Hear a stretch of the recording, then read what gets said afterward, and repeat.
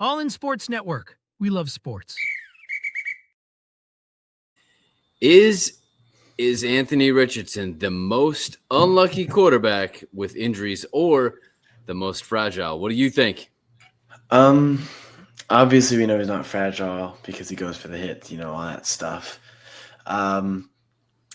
But I would consider him very unlucky because, obviously the way he went down for the slide, for the shoulder injury, it was weird. Wasn't, a normal way to slide. But at the same time, it's unlucky that happened.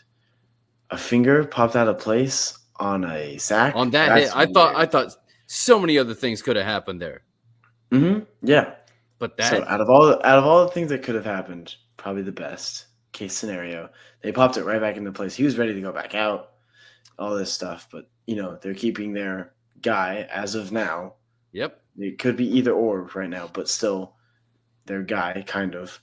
They're keeping him, healthy, safe, just in case he does win that starting job. But that all the stuff to me is still kind of crazy. Whose fault was it?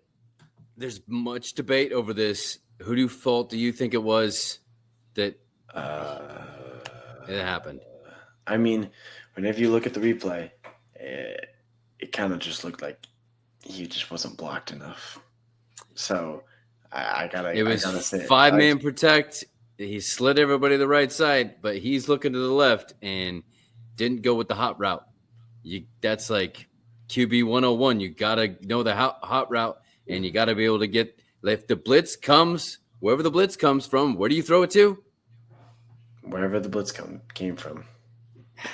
Even you know that. Like, you got to know that. You got to get it out. And he was just looking the wrong way at the wrong time and didn't even see it. Well, I'm Kevin. This is my son, Liam. We are happy to present All Indiana Sports as part of the All In Sports and Rogue Media Sports Networks. Yep, welcome back in. The Colts lost to the Ravens, but with penalties, injuries, and backups, we will go over the joint practice, the game, and tell you what to expect in the Packers game. So let's go all in. That's right. We now have a TikTok and Instagram at All Indiana Sports and a Twitter at All Indy Sports. It's time for the opening drives. Let's talk first about the Ravens joint practice. Guess who was there? Who? Chuck Pagano. New, like some kind of secondary coach, not the secondary coach, but like a assistant secondary coach, kind of returned to his roots with the Ravens, but then, brought it all together with the Colts there now. Yeah, that's it's kind of funny because you speak of Chuck Pagano. The other day I was playing, so back at college now. Yep. The other day I was hanging out with someone and they asked to play Madden with me. I was like, yeah, you know what? Why not? Sure. But he's a Houston fan, so we went Houston versus Indiana. Of course. And it was Madden 17. So back whenever, Robert Rath was playing, Luck, UI, all of them. I forgot how good Houston was back then as well with JJ, D-Hop. They had a fit. They have a good team minus their quarterback. We had a good team minus their offensive line. He wasn't there yet, Deshaun Watson? No, okay. That was 2018. Yeah. Yeah, 18. Got it was some guy with a really long last name that started with S. All right. But that was funny because Chuck Pagano was the Colts coach at the time. So it just kind of reminded me of that. Good era. Mm-hmm. Unfortunate news from the joint practice. Yeah, Justin Wally went down with a knee injury. Wasn't sure, but obviously there was speculation. We know now that is a torn ACL. He is on the IR for the season. Yep. It sucks to hear that, especially for me. My ACL injury. If you've been with us as fans for a bit, then you know I talk a decent amount about my injury. It's a life-shaping thing. Yeah, for real. So it just sucks to see someone just go down with that, and also whenever you're winning the starting job as well. Right. So, I mean, three young corners went down. Juju and Jalen, both with a hamstring, and now Justin Wally goes down. So now what? We're with Womack then? Womack might. I mean, it seems like at this point would be the number 2 outside corner, unless Juju and Jalen can something. Yeah, I don't know. something. Yeah, sometime to heal. Yep. So we will see. Just like that, we were so excited about the corners, and now it's back to square one. Good news is Chavarius is on the outside, so you got him locked up. But Kenny's there too. So yep. Hunter Waller was the talk of the joint practice. He was told by Shigua Luby, "Hey, you're going to intercept Lamar Jackson today." And Hunter's like, "There's no way." He did. He intercepted Lamar Jackson when they put in a dime package. Also had another interception later. Kind of put things to sleep. Joi Baby Sleep Sacks can help you put your baby to sleep. Click the link in the description for more. Yep. We also got to talk about AD Mitchell. He's been on the rise. I know you're excited about it. I am still questionable just because this kind of happened last training camp as well. Joint practice came around. He was cooking people, but whenever it comes game time, what are you actually going to do? So. Yep. Agreed. He has seemed more at ease and more comfortable in the offense and burning people not only on the Colts but also on the Ravens in the joint practice.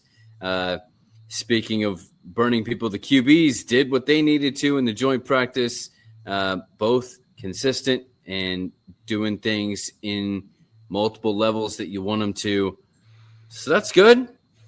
Mm-hmm. Yep. Mm-hmm. And then we got to talk about the center of the Colts offense. We talk about QBs and all that stuff. Yes, you need a passing game in today's league, but the way that the Colts play is a run game. Their best player on offense is probably their running back. Yep. And their run game has been very, very solid. It's looked good. I've liked what I've seen from all the stuff between, just all the guys. JT, Giddens, whoever else you want to say as well. I've liked it. Yep. Halftime adjustments. Time to talk about the actual game. The Ravens rebounded well. Open goal rebounder can help you with your stuff in your backyard. Click the link in the description for more on that. We got to answer our questions here. Yep. What did you see in the game? What were your observations?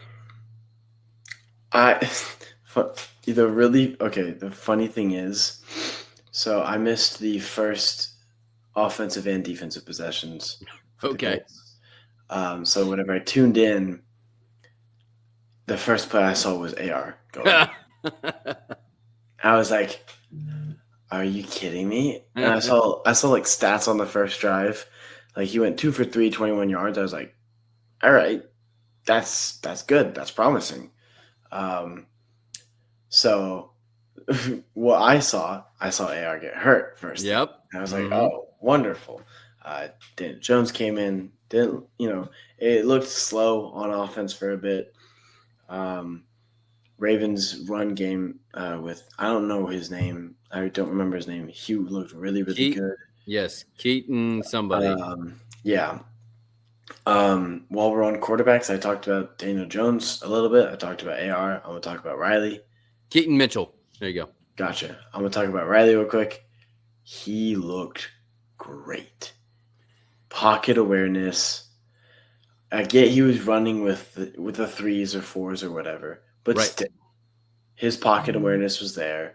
Especially at the beginning. Like he dropped off as he lost weapons and protection as they started to go with, more fourth string, that kind of stuff. But at the beginning, he looked really good. Not to mention, like, can you imagine what he would have done with a full slate of weapons and protection? Mm-hmm. Right. And I'm defensively, I talked about that, Keaton Mitchell kind of burning us on that drive. Special teams looked really, really bad.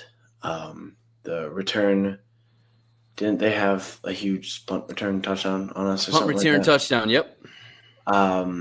Last thing I'm going to talk about, also offensively, it's a praise to kind of end it off. Tyler Warren, very happy with the way he performed, targeted 3 times, caught 3 passes, 34 yards. I think it was 30, something like that. So he had another one, I think, that was called back on a penalty. He averaged over a first down per catch. So that's very, very solid. I'm excited to see where he continues to go. So, yeah, he was definitely as advertised.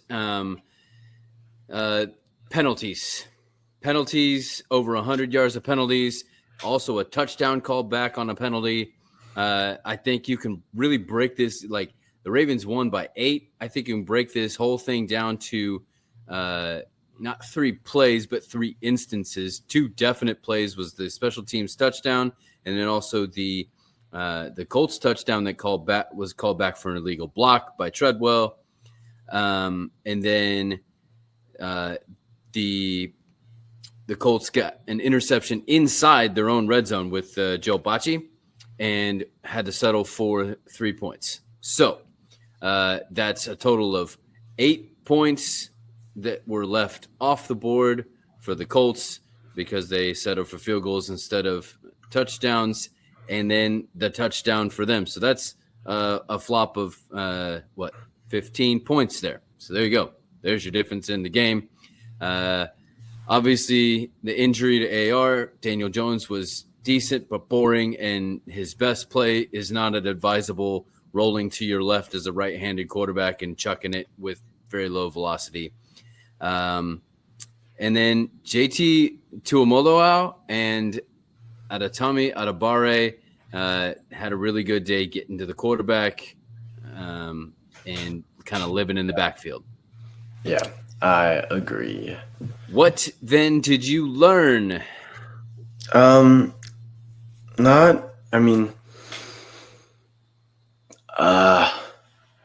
cornerback problem is back. That was the problem kind of last year. The only solid guy that we had that we could like fully play, I think, trust. Well, 2 people, Jalen, and then I think Kenny as well. But Kenny he's the slot guy. Yep. So I think there's a lot of I think there's still a high quarterback battle because you have the wow factor of AR, but you have low lows compared to Daniel Jones, just kind of consistent but boring play style. So it's like the quarterback battle is very much still alive. Yep. I'm going to say Joi Baby is the real deal. It's no surprise to Lou. We worked with him with the Bengals in Cincinnati, but surprise to us, we haven't really seen that. So he may now be the front runner for the will position, especially with Jalen Carlisle out. And also to piggyback on the cornerback, I say that that Chris Ballard is now being a troll on the whole cornerback situation as he went out and they picked up 1 rookie undrafted free agent cornerback from A&M and picked up 2 running backs to replace their 1 lost running back. And now they had down 3 cornerbacks and they only picked up 1 cornerback. So I honestly don't understand, especially when Lou has such a history in the secondary. Why aren't the Colts going out and getting someone who is available? Because there are decent corners that are out there available on the market rather than settling for an undrafted free agent. Right. It doesn't make sense to me. I think that there are many times that I don't understand what Chris Ballard is thinking. I really just don't get this one at all. So no, I really don't. So kind of piggybacking off of that question, what do you want? What I want, don't hurt yourself. Don't hurt yourself. I think that's pretty simple. That's pretty simple.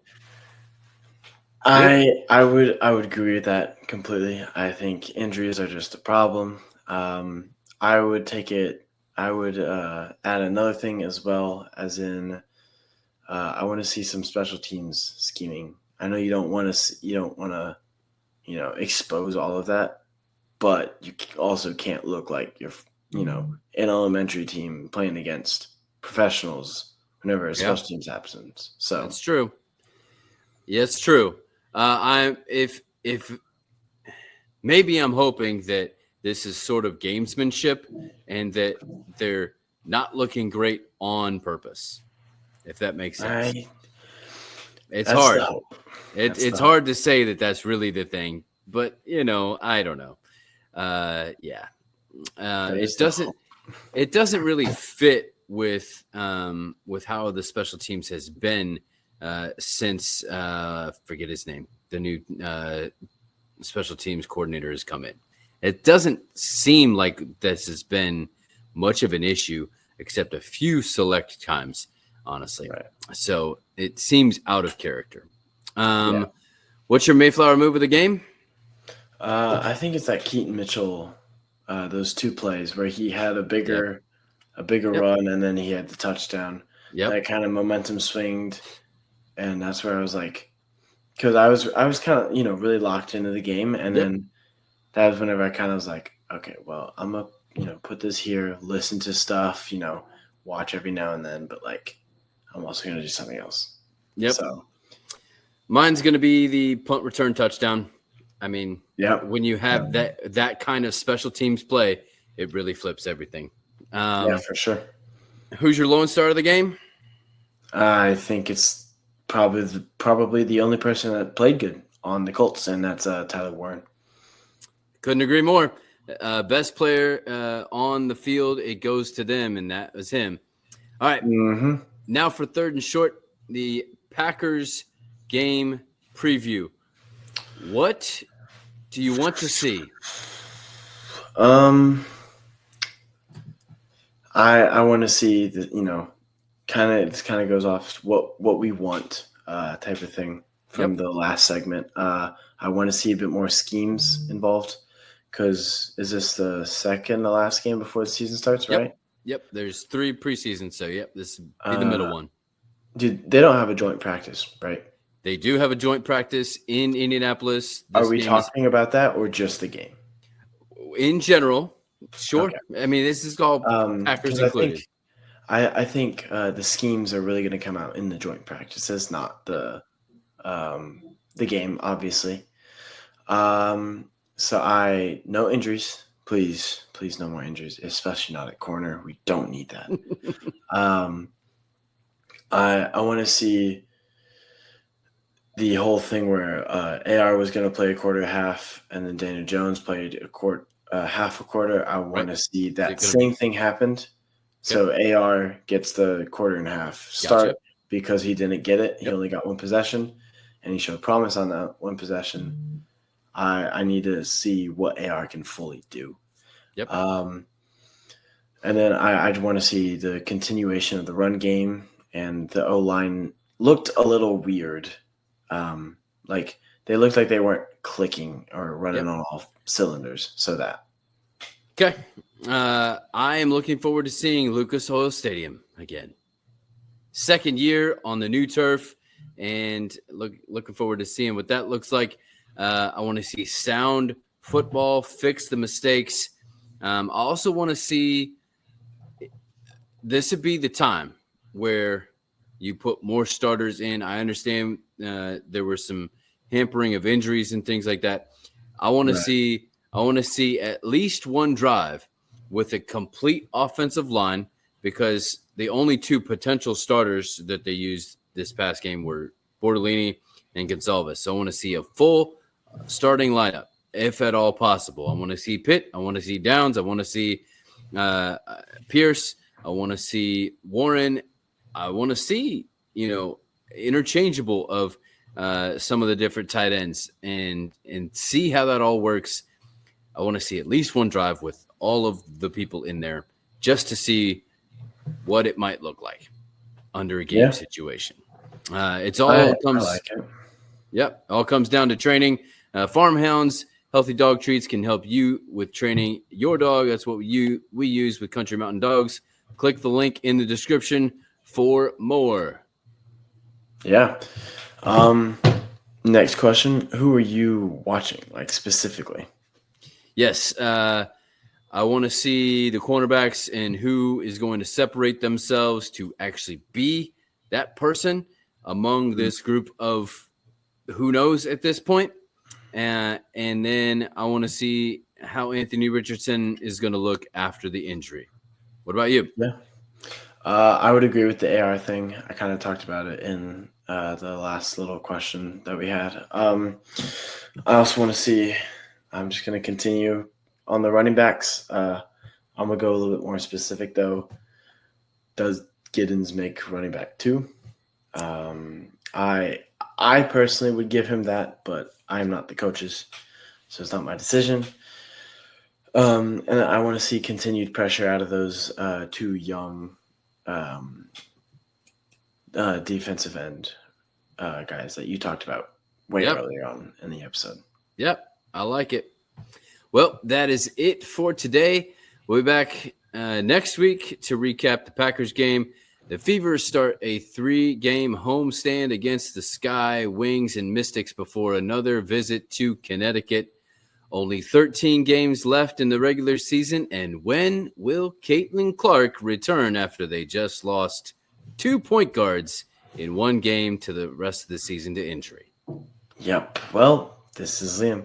And this is Kevin. Reminding you to stay all Indiana. All in Sports Network. We love sports.